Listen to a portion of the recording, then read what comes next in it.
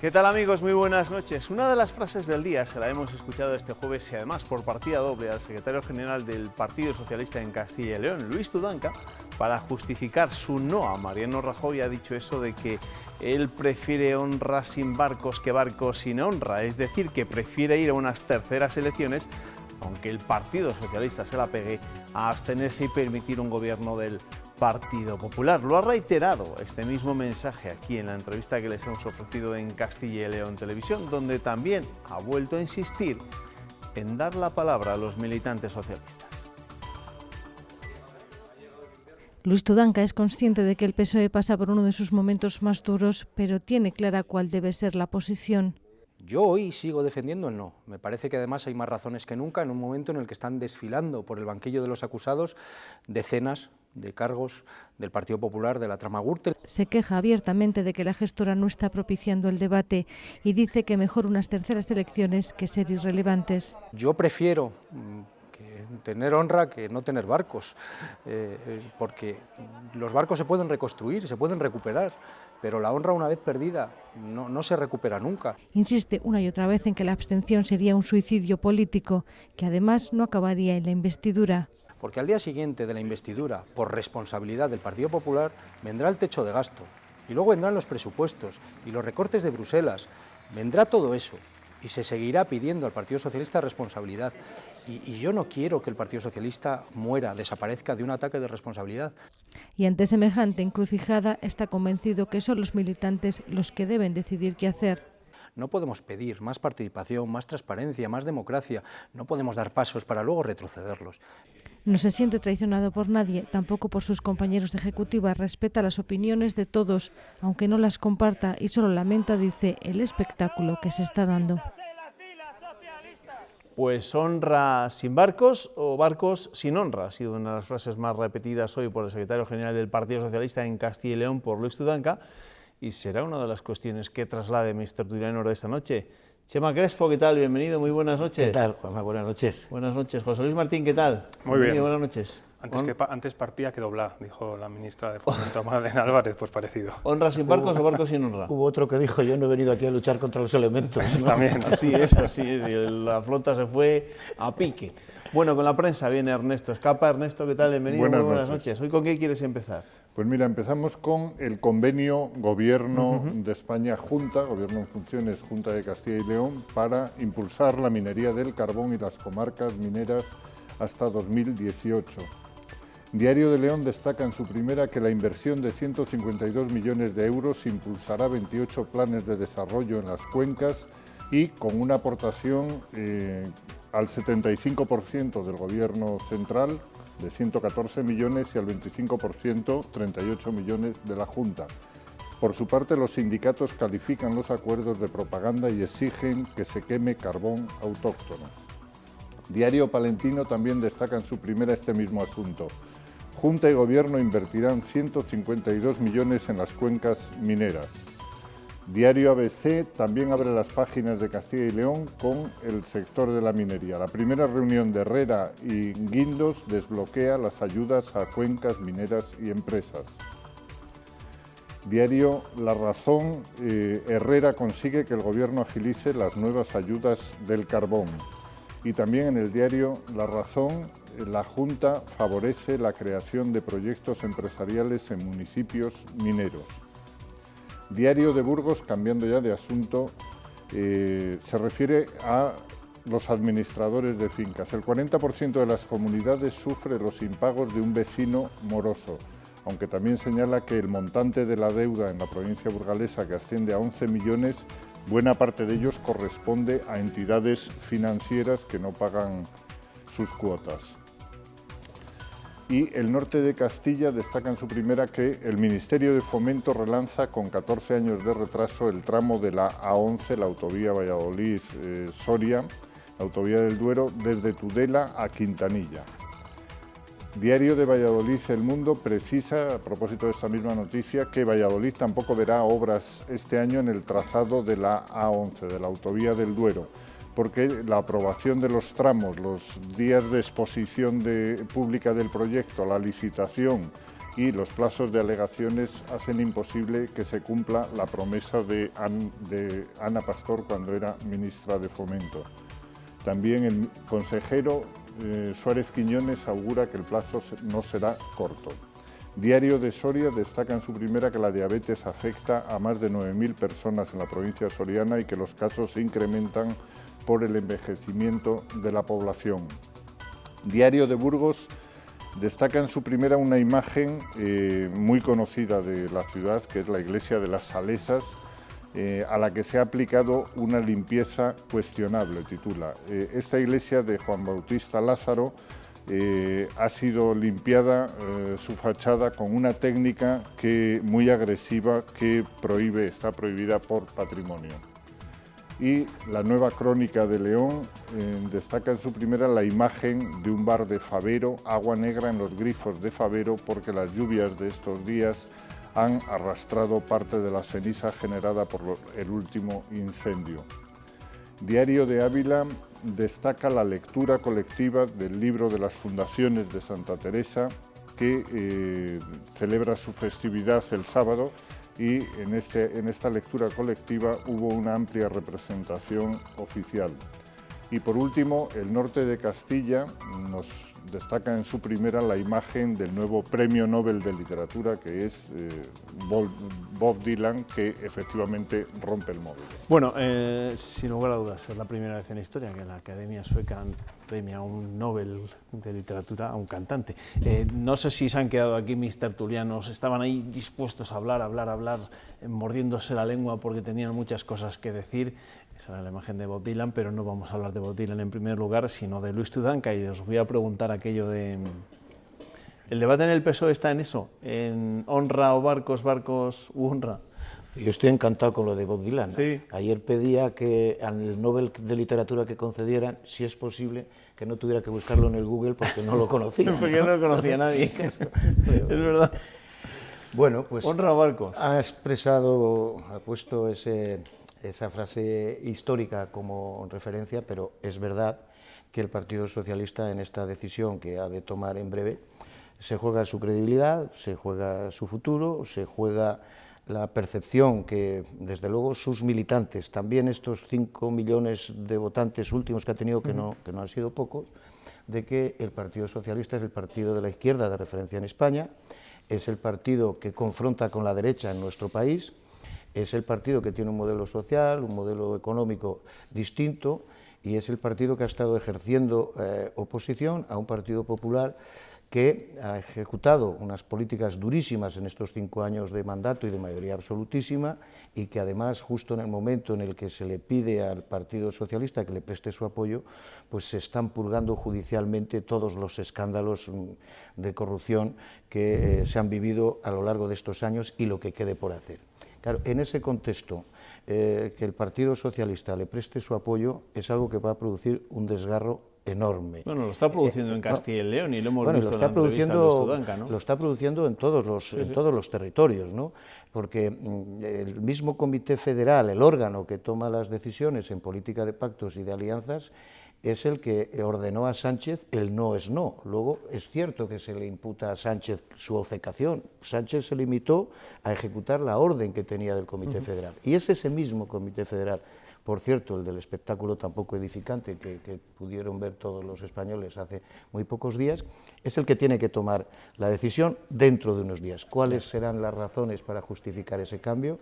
Yo creo que van a ser difícilmente comprensibles, insisto, para la militancia, y en todo ello, siendo legítima la decisión que tome, porque es el órgano al que le corresponde, hombre, tener la percepción o que la opinión de la militancia forme parte de la decisión que tome ese Comité Federal, yo creo que en este caso no sobraba. Luego vamos a hablar un poco más en profundidad del papelón que tiene Javier Fernández, el presidente de la gestora, y lo que puede pasar en ese Comité Federal, del que todavía no hay fecha.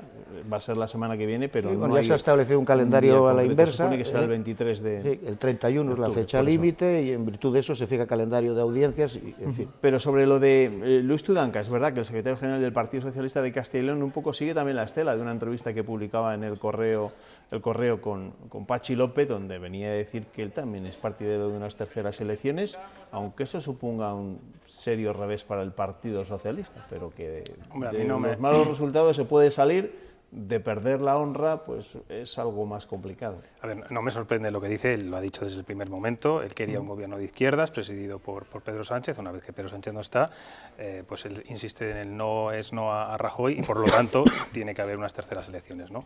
Yo hay unas frases que tengo aquí apuntadas de la entrevista que le habéis hecho aquí en esta televisión a Luis Tudanca, que no acabo de entender. Él dice, se perdería la identidad del partido y pasaría a ser una formación irrelevante. La identidad del partido, como ha dicho antes Chema Crespo, es esa socialdemocracia que siempre ha venido defendiendo. Yo creo que la identidad del partido se estaba perdiendo ya. La identidad del partido, todos estábamos viendo cómo se estaba podemizando, radicalizando, sin esa visión de unión de Estado más cercano a los nacionalismos.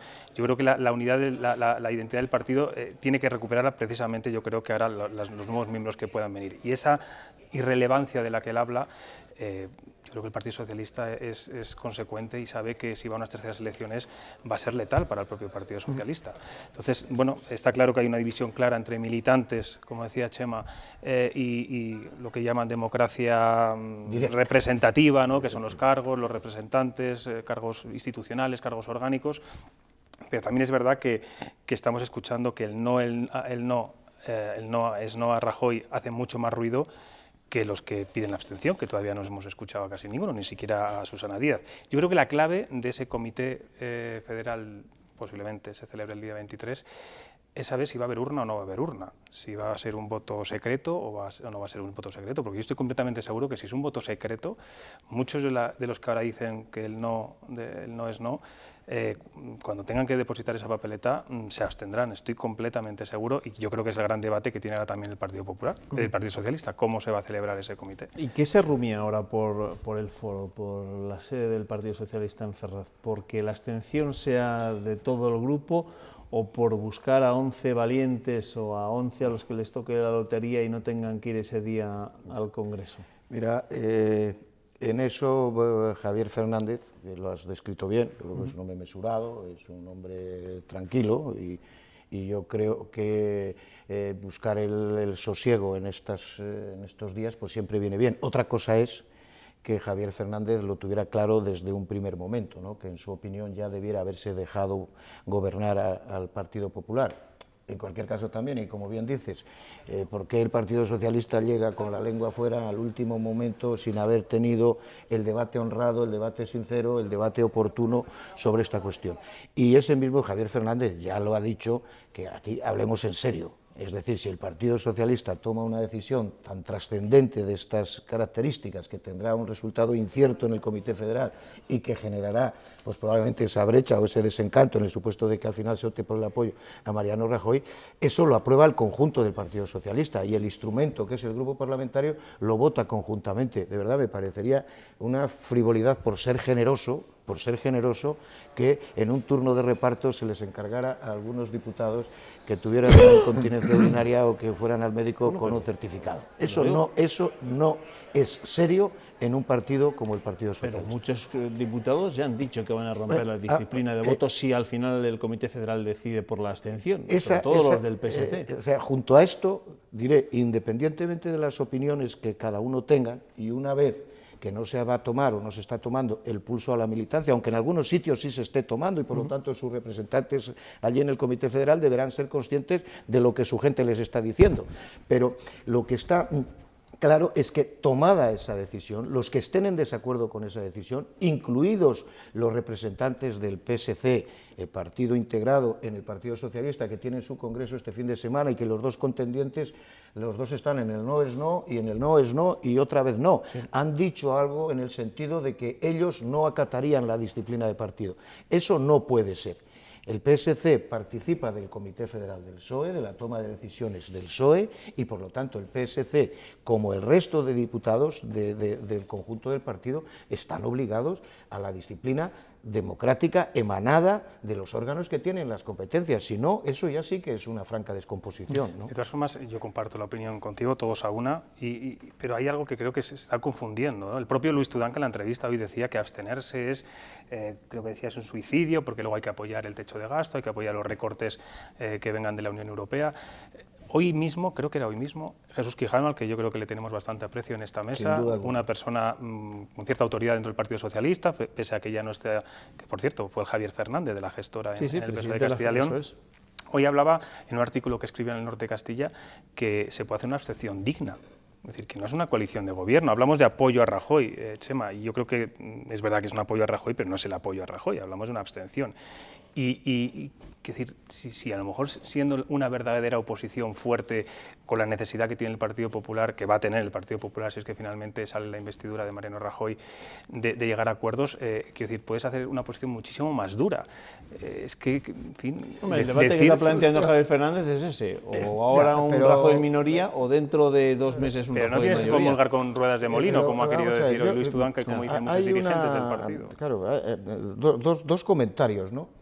Desde el momento que, desde el propio PSOE, se dice como argumento que unas terceras elecciones le iría mal al Partido Socialista, bueno, pues si tú lo dices, probablemente te vaya mal. Sí, yo personalmente, no en mi opinión, porque yo de Demoscopia no entiendo nada, pero todos hablamos con gente y dicen, bueno, pero ¿dónde está escrito eso? ¿Dónde está escrito eso?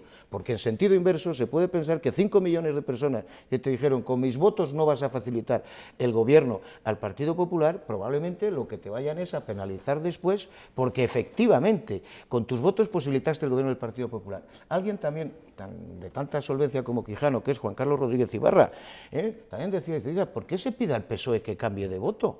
Se va a unas elecciones y que cambien de voto los electores, porque se puede entender como una traición a tus votantes que con tu voto estés facilitando el gobierno a la derecha y precisamente además a esta derecha. Y la otra parte que se argumenta dice, bueno, que yo no distingo demasiado entre la abstención y el voto a favor, yo digo que cualquiera de las dos decisiones, la consecuencia es que Rajoy gobierna. Y una vez que tú has posibilitado el gobierno de Rajoy, estás dejando el espacio que buscaba Podemos prácticamente desde su nacimiento. No consiguió el sorpaso, no consiguió adelantar al PSOE, no colaboró en una hipótesis de gobierno en la legislatura fallida, esta vez ha hecho guiños que no eran sinceros porque no había margen para construir ese gobierno y al final dice lo que nosotros siempre dijimos. El PSOE y el PP forman parte de la antigua política, cuando se han visto apretados, el PSOE y el PP están juntos. Desde mi punto de vista, dejar el espacio de oposición en exclusiva a Podemos, eso para la izquierda es letal y es muy difícil en el debate político cotidiano decir, no, que la oposición dura la voy a estar haciendo yo. No, la oposición dura y probablemente la oposición creíble la hagan los de Podemos, que eso es todo está experimentado, es el proceso que se siguió en Grecia, entre la derrota del PASOK, la victoria de la Nueva Democracia, la gran coalición, fracaso de la gran coalición y la llegada... Pero el PSOE, ¿cuándo corre más riesgo de que eso se produzca? ¿En caso de que se abstenga ante Mariano Rajoy o en caso de que se repitan las elecciones en diciembre? Bueno, en mi opinión, pero todo esto es sencillamente opinión. Yo creo que el PSOE afronta mejor su futuro con unas terceras afrontando unas elecciones con el riesgo evidente que eso conlleva, que no está medido, pero que efectivamente puede suceder. Y si el PSOE todavía tiene alma, todavía tiene cuerpo, todavía tiene espíritu, manteniéndose en la oposición a la derecha, tendrá que hacer una travesía de recomposición con la credibilidad intacta de que es la alternativa de izquierdas posible en este país. Porque si no, la pregunta también, Juanma, es la siguiente. ¿Qué argumenta el Partido Socialista cuando haga su congreso dentro de unos meses? ¿Cuál es su discurso? ¿Qué es la alternativa a la derecha o qué es? Yo creo que aquí Óscar Puente decía el otro día que ningún susanista había comentado cuáles eran las bondades de ir a la abstención, ¿no? Yo creo que sí que tiene bastantes bondades. Fundamental, acabar con este desbloqueo político, que también puede ser económico, y segunda, tener que ir a unas terceras elecciones. Claro, tú hablas más en clave interna de partido y de intereses de partido, pero también habrá que hablar un poco del país, ¿no? Ir a unas terceras elecciones es desmoralizante también para los ciudadanos, ¿no? Aparte de que yo creo que sigue siendo letal, ahí no coincido contigo, para el Partido Socialista, no sé si habrá sorpaso, si habría sorpaso o no habría sorpaso, pero sería un resultado nefasto para el Partido Socialista y creo que, insisto, creo que podría recuperarse el Partido Socialista haciendo una oposición muy dura en un momento en el que el Partido Popular estaría en gran minoría. Dura al que has facilitado el gobierno y que te va pero a que no ejercer... quiero decir, la abstención, Sí, sí. tú has sido procurador, tú has sido parlamentario, sabes perfectamente la diferencia entre abstenerse y dar un sí. Yo creo que es abismal. Juzgo las consecuencias, es permitir el gobierno o no permitirlo. Bueno, esa es la visión más simple, esa es la lectura simple de algo que... Es que esto es así de simple. Da igual que el PSOE se abstenga, que el PSOE vote a favor. La conclusión final es la misma. Permitir el gobierno. Es cierto también que si tú votaras a favor, dice, mira, implícate ya, coge parcela de poder y vete a la gran coalición, pero eso parece que no lo está pensando nadie, ¿no? Bueno, ya saben que todo este debate en el Partido Socialista se complica todavía más y se hace más indigesto porque coincide con los momentos más críticos para el PP en el juicio de la Gürtel. Hoy el cerebro de la trama, el considerado cerebro de la trama, Francisco Correa, ha estado 7 horas declarando y le quedan todavía unas cuantas horas más. Y en las de hoy ha cantado, como se anunciaba en las vísperas, ha dicho que cobraba comisiones de hasta el 3% por contratos amañados que se repartía con el PP, con el exsecretario Luis Bárcenas, algunas de ellas procedentes de obras en Castilla y León. Ha dicho mucho más, ha dicho que pasaba más tiempo en la sede del PP en Génova que en sus oficinas y que pagó comisiones a varios políticos, entre ellos a Jesús Merino. Francisco Correa ha negado que hiciera nada en Castilla y León. Entonces, Castilla y León, personalmente yo nunca he hecho nada. Y ha sido tajante ante la insistencia de la fiscal. Y fíjese si lo estoy reconociendo absolutamente todo, pero es que eso no lo recuerdo, no hicimos nada en Castilla y León, de verdad que no. Pero después ha afirmado que sí se pagaron comisiones por obras en nuestra comunidad, como la adjudicación de la variante de Olleros de Alba. Es que estoy viendo estas obras de Castilla y León, que no las recuerdo, pero si están en nuestras hojas en los registros, pues serían así. Aunque sostiene que no lo hizo él, sino que fue Luis Bárcenas el encargado de repartir los sobornos. Yo se los daba a Luis Bárcenas y yo creo que Luis Bárcenas era el que repartía. Correa ha señalado a Bárcenas como la persona que le abrió las puertas de Génova y con quien se repartía las comisiones. Yo me quedaba con una parte y la otra parte se la daba a Luis Bárcenas. Reconoce que también las cobraron otros acusados como Jesús Merino o Jesús Sepúlveda, en un momento en el que Correa tuvo una gran influencia en los despachos del PP. Yo me pasaba el día en Génova, ¿eh? Yo estaba más tiempo en Génova que en mi propio despacho. Esa situación se mantuvo hasta 2004. Nombran presidente del partido a Mariano Rajoy. Pablo Crespo, yo creo que no tenía una muy buena relación con Mariano Rajoy en Galicia. En ese momento dice que terminó su relación con la sede de Génova. También la portavoz de la Junta se ha referido al juicio de la trama Gürtel. Milagros Marcos muestra su absoluta tranquilidad en el juicio. Marcos reitera el respeto a las actuaciones judiciales y cree que hay que esperar y no especular. En todas las tramitaciones, en todos los años de instrucción que lleva este proceso, no hay ninguna persona que pertenezca a la Junta de Castilla y León que esté siendo juzgada en el proceso, ni que haya sido citada ni como testigo, ni en ninguna otra condición. Por lo tanto, tranquilidad absoluta desde la Junta de Castilla y León, la acusación que acuse y el tribunal que juzgue y que decida. Y quien tenga que defenderse, que se defienda. Pues el caso es que la declaración de Correa todavía nos va a dejar unas cuantas horas bastante entretenidas. También hoy ha dicho que las famosas siglas que aparecían en algunos de los documentos, Luis el Cabrón, no es Bárcenas, sino que es Delso, un empresario amigo de Correa. Ha cantado tanto como se anunciaba en las vísperas que iba a cantar, no sé. Bueno, yo creo que lo que ha descrito hoy responde a un fraude de libro, ¿no? Maneras y costumbres de un momento complicado de este país donde se hacían unas cosas tremendas y una manera corrupta de entender además la vida política y la vida empresarial, ¿no? Hombre, yo creo que muchos esperaban que hoy fuera a tirar de la manta y que fueran a salir nombres distintos a los que estábamos ya acostumbrados, ¿no? Cuando hablábamos de la trama Gürtel. y él yo creo que ha acotado muy bien, lo cual yo creo que es en fin, un gran favor que le hace a Mariano Rajoy, hasta dónde llegó su etapa corrupta en el Partido Popular, que es 2004-2005, y lo reconozco, que cuando Mariano Rajoy llega a la presidencia del partido no hay ese feeling, no hay esa química, y él desaparece, ¿no?, de Génova. Y es un poco el argumento que vienen utilizando estos días muchos dirigentes del Partido Popular. Veíamos a Pablo Casado estos días que decía que él estaba en COU cuando esto se producía, porque es verdad que ellos quieren despojarse de aquella etapa, de aquella época, eran otras personas, era otro Partido Popular, por decirlo de alguna forma. Si bien es verdad que, oye, tampoco vamos a darle toda la credibilidad al señor Correa, sabemos quién es, ¿no?, se le imputan 9 delitos. Ahora, yo creo que si alguien hoy ha salido bien parado, pudiera ser Mariano Rajoy. ¿Tú crees igual? Yo, ¿Ha salido bien parado? Ya lo que yo crea ya son tantas decepciones. Pero mira, pasa una cosa, José Luis, yo le escuchaba a Pablo Casado, que además es buen amigo, dice, yo estaba en COU. Eso. El que no estaba en COU era Mariano Rajoy. Mariano Rajoy estaba al frente de las campañas electorales del Partido Popular en esos años. Y dices, Gürtel Correa le dice, cuando llegó Rajoy en el 2004, esto se acabó. ¿Sabes lo que pasó también en el 2004, José Luis? Que el Partido Popular perdió las elecciones.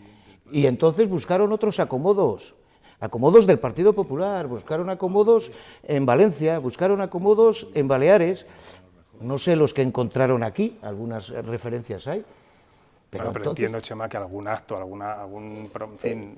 jornada, etcétera, podían seguir trabajando con el señor Correa, no dejaron de hacer actos el Partido Popular y congresos, etcétera. Sí, pero bueno, en fin, el que está explicitando la operativa es él. O sea, lo has definido tú perfectamente, esto es una trama corrupta de libro, en el cual a poco que nos descuidemos hasta se pueden generar algunas empatías en este buen hombre, porque como parece que va contando cosas y él, en fin, nunca fue consciente de que estuviera cometiendo esos delitos y que todo esto es una práctica habitual, que al final está ofendiendo a todo el mundo. Es verdad que detrás de los corrompidos hay corruptores, pero no sé qué práctica. Dices que yo venía de la empresa privada, yo no sabía lo que era la prevaricación, yo no sabía lo que era el cohecho. Cuidado con esas cosas. Lo único que yo digo es que Mariano Rajoy, en los años en los que este señor vivía más en Génova que en sus oficinas, dirigía las campañas electorales,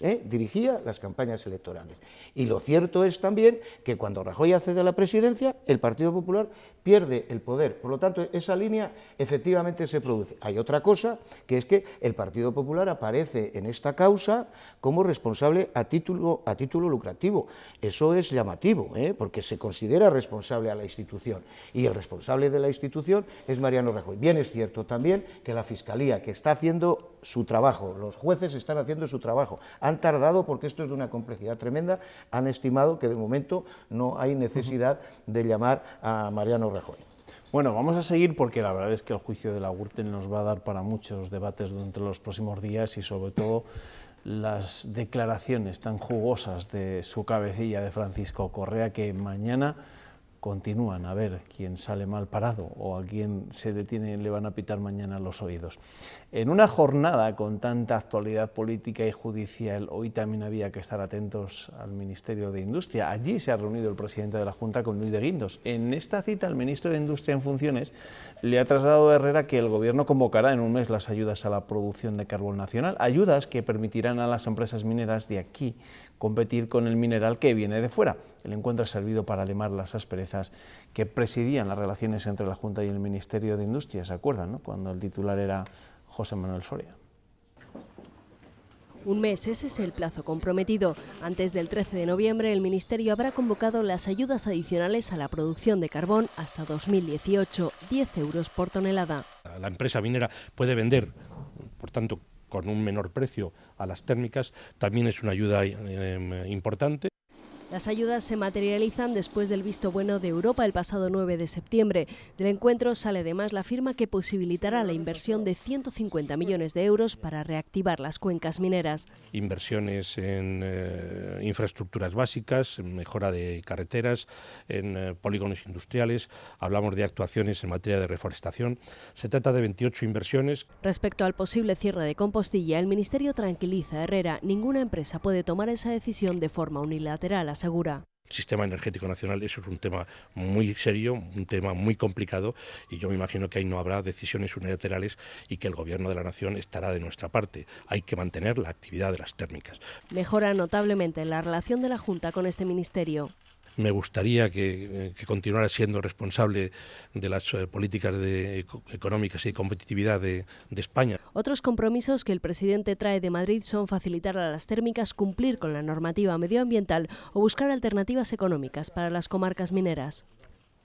Pues ha tenido que llegar un nuevo ministro al Ministerio de Industria, aunque sea también el de Economía, Luis de Guindos, para que se rompieran las pésimas relaciones que se mantenían antaño con José Manuel Soria, ¿no? Y para que se sienten a hablar. Y para que no se sienten a hablar. Ni una sola reunión entre el presidente de la Junta y el ministro Soria. Yo creo que, desde un punto de vista de una interpretación política, yo creo que es verdad que hay un antes y un después, hay una intenta, hay una intención de colaboración, y de hecho han desbloqueado unas ayudas que bueno, llegan un poco tarde, pero que estaban pendientes ya hace un tiempo.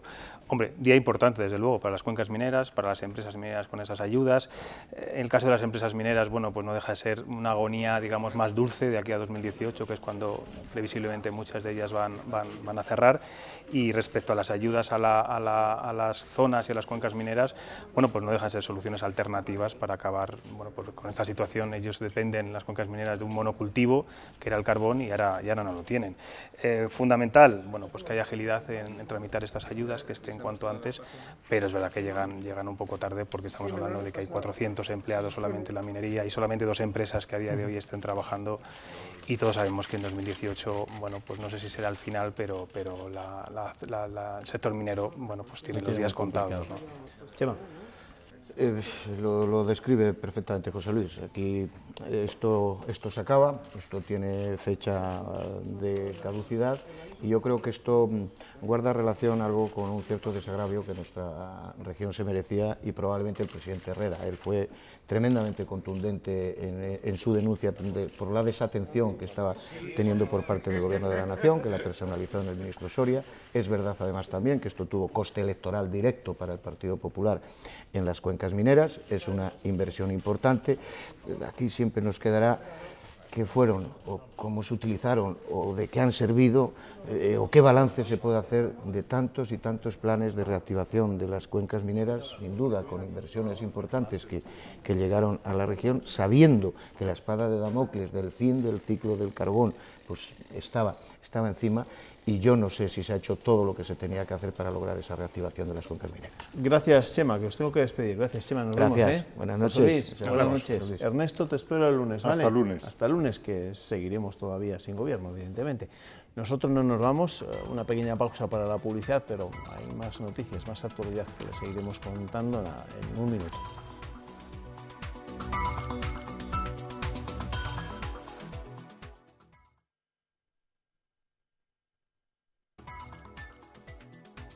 Esta semana muchos viticultores de nuestra comunidad están mirando al cielo para que la lluvia no les fastidie la vendimia. No sé si será el caso de mi invitado de esta noche, el nuevo presidente de la Denominación de Origen Vinos de Toro. Don Felipe Nalda, ¿qué tal? Bienvenido, muy buenas noches. Buenas noches. Bueno, lo primero, enhorabuena, y lo segundo, que me cuente cómo va la vendimia. ¿Les está fastidiando demasiado estas lluvias de los últimos días? Hasta ahora la vendimia ha ido perfecta en lo que es la Denominación de Origen Toro. Nos encontramos ahora más allá del 50% de la recolección de lo que es lo estimado este año. Ya hemos pasado de los 13 millones de kilos a día de hoy. Esta lluvia viene acompañada desde la noche del día 11 al 12. En el 12 hemos sido noticia por las inundaciones en Toro, pero nadie se alarme, tampoco ha sido más un problema en el centro de Toro, un poquito de lo que son las arquetas de retención de aguas pluviales, o sea que tampoco, sí que son 40 litros que ahora no vienen bien para lo que es la recolección, pero tampoco hay que asustarnos. Pero en cuanto a cantidad y a calidad, ¿esta cosecha cómo se puede denominar? Hasta el momento perfecta. Perfecta, porque estamos hablando de que ha entrado sana. Las cantidades y las cualidades del uva entran dentro de nuestras expectativas. Quizá sí que tenemos que hablar un poquito de que este año para ciertos sectores agrarios los calores intensos, esa primera semana de septiembre que hemos tenido, con esos calores incluso más propios de julio, no favorecen un poco la metabolización de lo que es la valla en su momento para transformar los ácidos en azúcares, pero aun con todo, los suelos de toro pueden con todo y sus viñas también. Usted era elegido nuevo presidente de la denominación de origen vino de toro la semana pasada, lleva ya muchos años también en esta denominación de origen. ¿Qué objetivo se ha marcado para su mandato? ¿Qué cree usted que debe ser la denominación de origen toro para diferenciarse de las otras denominaciones de origen? Lo primero, en toro, que siempre hemos hablado, que tenemos una materia prima que se sale de lo común. O sea, bueno, se sale de lo común en el sentido de que estamos hablando de una variedad muy característica con sus personalidades, sobre todo estaríamos hablando de lo que es la tinta de toro. Sus suelos son perfectos para lo que es la viticultura. Entonces, todo eso nos da unos caldos que, si en principio, y al principio de los tiempos de hace unos años, pues todo el mundo hablaba de su estructura, rudeza, eso ha cambiado totalmente. El panorama de la crítica, ese ya hace muchos años, la crítica especializada, estamos hablando, ha tenido una aceptación total sobre los caldos de toro, incluso ahora nos encontramos en el ranking de los mejores vinos, mejor valorados, tanto a nivel nacional como internacional. Sí, quizá nos queda un poquito que el público en general, el público de a pie, y sobre todo nacionalmente, porque internacionalmente la acogida es espectacular la que están teniendo estos vinos, pues hacer un poquito ahí labores de hincapié en de dar a conocer las virtudes de este vino y de que ahora son vinos excelentísimos, que están súper refinados, que tienen unas características que se salen de lo común en otros tipos de vinos de las mismas, digamos, en los mismos rangos. A tu pregunta, sobre todo, pues ¿qué queremos? Vender más. Vender más. ¿Y eso hacia dónde van a mirar sobre todo? Me decía usted que en el exterior parece que el vino de toro está más aceptado que en el mercado nacional. No sé si entonces la asignatura pendiente es vender más en España. Sí, la tendencia del mercado, diríamos, en ventas de toro, si hacemos un estudio en profundidad, esto diríamos que es un poquito así por encima, y desde mi punto de vista y con ciertos datos que tenemos de los últimos años, el 70% prácticamente del vino de toro se exporta. Yeah. Y el otro 30% está a nivel nacional. ¿Algún lugar en concreto del mundo? Sí, ahora tenemos países, diríamos así un poquito, que sean, Estados Unidos sería uno de los principales mercados. Hay algunos emergentes, incluso de zonas de terceros países, como son incluso México o incluso Brasil, y luego pues toros ha nutrido mucho de lo que es la Unión Europea y sobre todo de países como pueden ser Alemania, Holanda, Suiza, Reino Unido. Por cierto, que el año que viene cumplen los 30 años de la denominación de origen. Sí, esta data es una denominación, digamos, joven, treintañera, y data del 1987. Claro, lo digo porque ya sé que ahora como todos los aniversarios hay que celebrarlos de alguna manera, yo no sé si en el Consejo se han puesto a la tarea. Eso, de momento nadie ha dicho nada, pero si en el momento que alguien tenga la buena idea o tenga las ganas de generar un aniversario con el 30, pues bien escuchado estará y se tomará. Bueno, nadie les va a enseñar a los viticultores, a los bodegueros de la denominación de origen toro a hacer vino porque llevan ya siglos elaborándolo, pero digamos que es muy complicado hacerse un hueco frente a otras denominaciones con tanta solera como, por ejemplo, usted que es riojano, La Rioja, o como, por ejemplo, la Ribera del Duero, por estar en Castilla y León. ¿Es difícil? Hombre, somos, y digo somos porque yo me considero, y ahora soy un representante total de eso, mi tierra es La Rioja, y la tengo en el corazón, pero ahora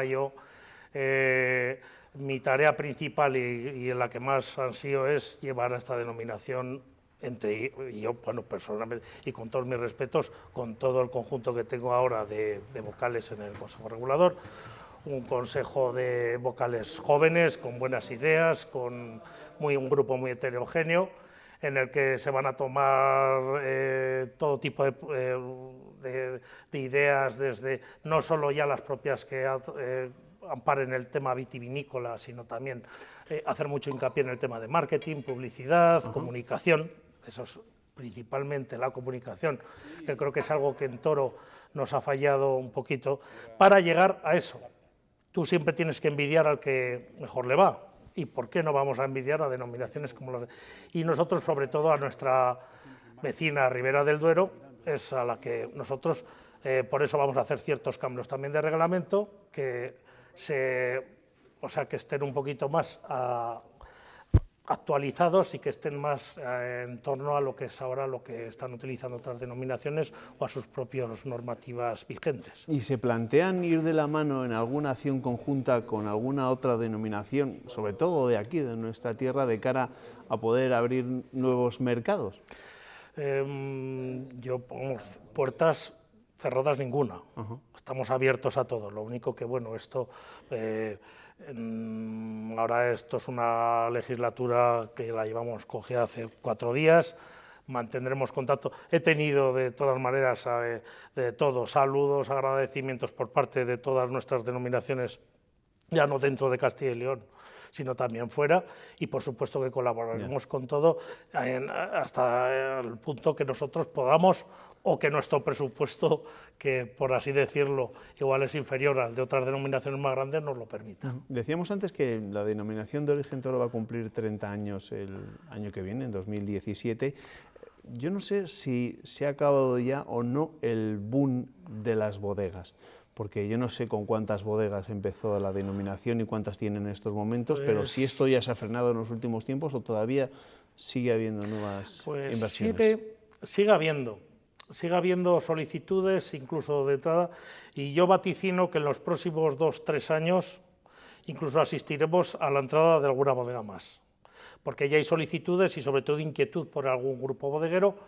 Pero ya no lo de antes, lo de hace unos años, cuando se ponían las denominaciones de moda. Yo creo que no es ni aquí ni en ningún sitio. También hemos llegado a un cenit igual de que también el mercado está saturado de oferta y lo que estamos buscando es más la demanda. Entonces, yo creo que hemos llegado a ese punto, pero a tu pregunta, a la primera pregunta, pues hay que tener en cuenta que Toro, si mal no recuerdo, en el año 87 la fundaron 7 bodegas, y desde aquí hago un saludo a toda esa gente que inició su trabajo y a todos los presidentes que me han antecedido en lo que es la denominación de origen, y fundaron lo que era la denominación. A los años 90, finales, cuando he hablado de los 98, que estaríamos, o empezaron otras 10 y estarían en número de 17, a llegar a las 61 bodegas que hay en la actualidad. Pues muchas gracias, don Felipe Nalda, y sobre todo que tengan suerte durante los próximos días, que las lluvias les dejen terminar bien la cosecha de este año, la vendimia de 2016. Eso es lo que más ahora nos inquieta. Gracias, suerte. Gracias. Gracias al presidente de la denominación de origen Vino de Toro. Vendrá enseguida el doctor autonomista, por ciento, pero antes le tengo que contar una noticia. Por primera vez en su historia, la Academia Sueca ha concedido el Premio Nobel de Literatura a un cantante. Bueno, lo cierto es que Bob Dylan es más que un cantante, es un compositor y un genio de la música popular. La Academia otorga el galardón a Dylan por haber creado una nueva expresión poética dentro de la gran tradición americana de la canción. El reconocimiento le llega además al mismo día en que moría Darío Fo, otro galardonado con el Nobel que no escribía novelas ni poemas, sino que representaba una suerte de puesta en escena de eso que llamamos literatura.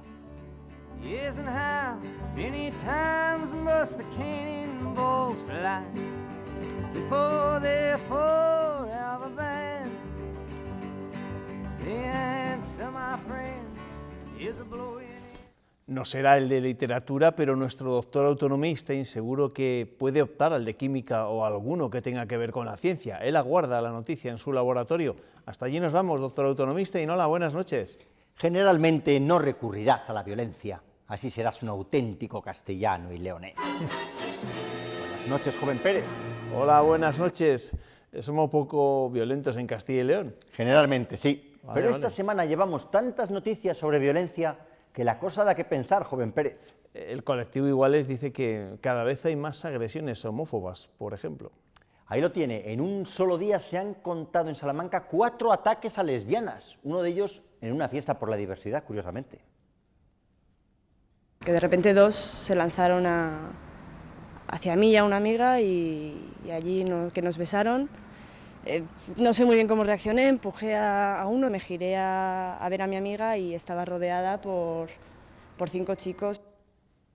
Cuesta entender a estos agresores, ¿eh? Es que no hay nada que entender, se les detiene y se les lleva delante del juez.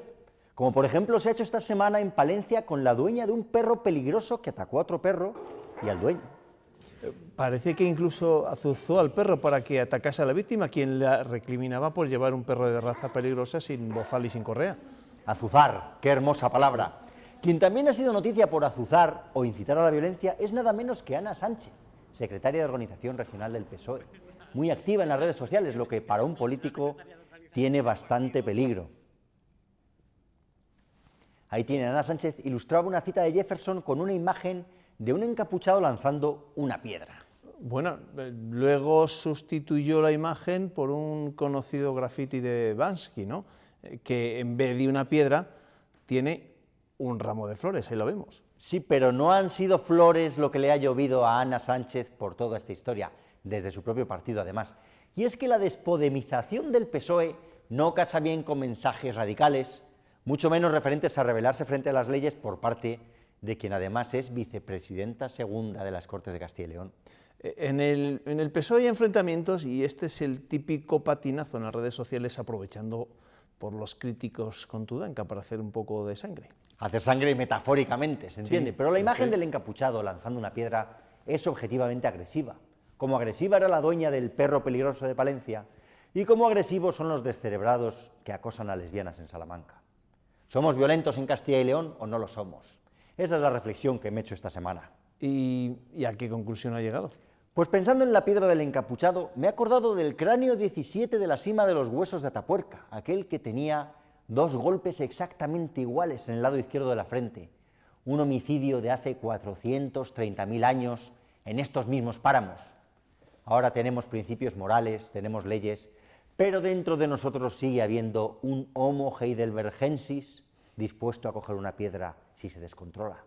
Así que intentaremos que el habitante perfecto se comporte siempre de forma civilizada, ya saben, habitante perfecto que será a la vez conservador y progresista, a la vez emprendedor y funcionario, a la vez laico y con temor de Dios, a la vez castellano y leonés. Y sobre todo civilizado, doctor autonomista. Sobre todo, sobre todo. Sobre todo. Gracias, nos vemos la semana que viene, ¿vale? Hasta el jueves que viene. Hasta la semana que viene, doctor autonomista. Nosotros también nos vamos. Recuerden, las noticias madrugan en Castilla y León Televisión desde las 7:30 de la mañana. Pilar Ruiz nos contará cómo se despierta este viernes Castilla y León. Gracias, amigos, por su compañía. Que descansen.